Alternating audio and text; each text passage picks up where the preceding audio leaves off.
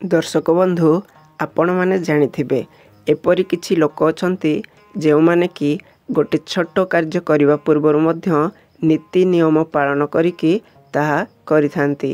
मात्र अनेक लोक अछंती जेउमाने कि कौनसी कार्य करने पूर्वर किछि नीति नियम पालन करिनथांती।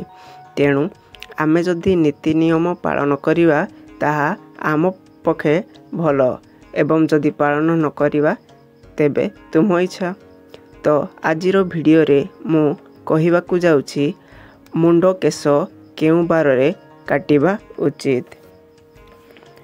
सोमवार दिन बाल काटिले शिव भक्ति हानि हुए एवं पुत्रवान व्यक्ति एही दिन मानकरे बाल काटिबा उचित नुहे। तेणु आमको सोमवार रे बाल काटिबा उचित नुहे। मंगलवार दिन बाल काटिबा सर्वथा अनुपयुक्त, एहा मृत्युर कारण मध्य होई पारे। बुधवार दिनटी धन प्राप्तिर दिन, तेणु बुधवार बाल काटिले कौनसी असुविधा नहीं।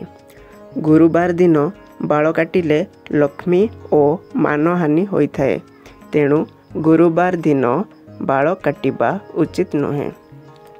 शुक्रवार लाभ एवं जश प्राप्तिर दिन, तेणु आमे जदि शुक्रवार रे मुंड केश काटुछे तेबे कौनसी असुविधा नहीं। शनिवार मृत्युर कारण होइथाए, तेणु शनिवार दिन आमको केश काटिबा उचित नुहे।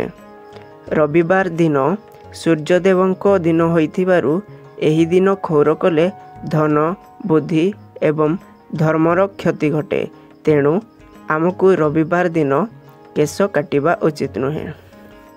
तेणु केवल आमे बुधवार एवं शुक्रवार रे मुंड केश काटिबा उचित।